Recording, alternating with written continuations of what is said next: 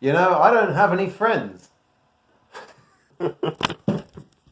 Okay, so we're doing some tests today. I'm testing some Kodak 200T film, I'm testing some cameras that I want to sell, and I'm testing some development techniques, and I'm doing as many of these tests simultaneously as I can. So first up, as I shoot my test footage, I'm separating each test footage shot with a tiny little nick on the sprocket hole of my Super 8 cassette. This is so I can feel in the changing bag where my test footage is. Don't worry about the unused film, I'm going to put that in a reloadable later. So, what have we got here? Firstly, a couple of shots to determine development times in the ECN2 chemistry.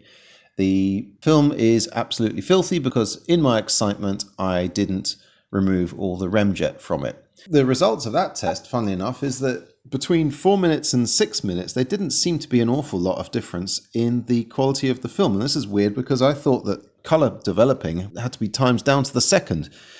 And it seems that the Kodak Vision stock is quite accommodating on development times. And so I developed the rest of it for 4 minutes in the ECN2. Now the camera tests. Firstly, this rather magnificent Bell & Howell Filmo Sonic, which was a subject of its own film, where I attached an external power pack to the top of it. And yep, it's running fine. I should mention that because this is tungsten film, because all these shots except one were in daylight, I had to engage the camera's internal 85 filters wherever possible. So the Filmo Sonic, yep, it works fine. Then I tested this other Filmo Sonic, which also works fine. And finally, this review camera. Turns out it works fine as well, and it's got a pretty good lens as well. Anyway, all these are for sale, so hit me up in the comments if you want to buy one of them. And for good measure, I tested my Bewley. Because the Bewley doesn't have its internal filter anymore, had it removed, the footage is coming out looking a bit blue.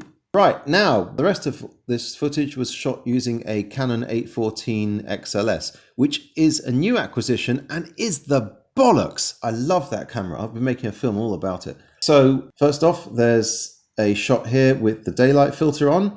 Looks about right.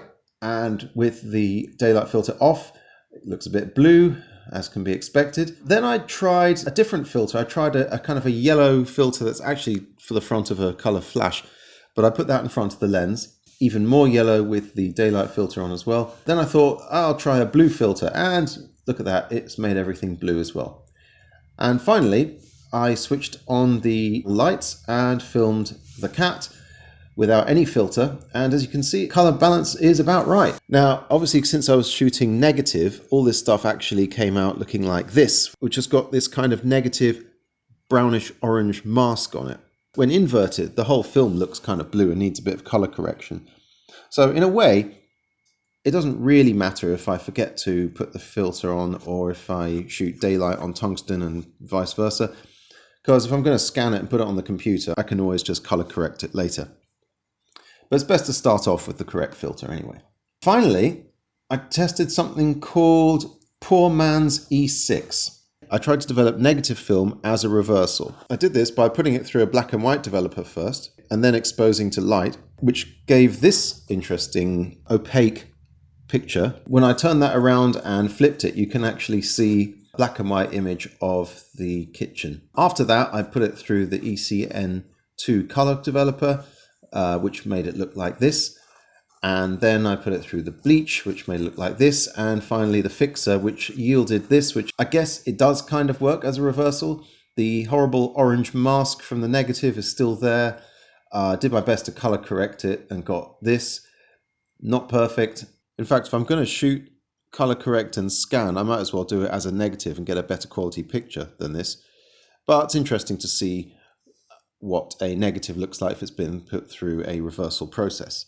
So I've learned a lot, and maybe I can use this nice stock to actually shoot something worthwhile, as opposed to constant images of my kitchen table. So that's about it. Lots of tests, lots of info, very interesting, and I'll be back with more footage soon.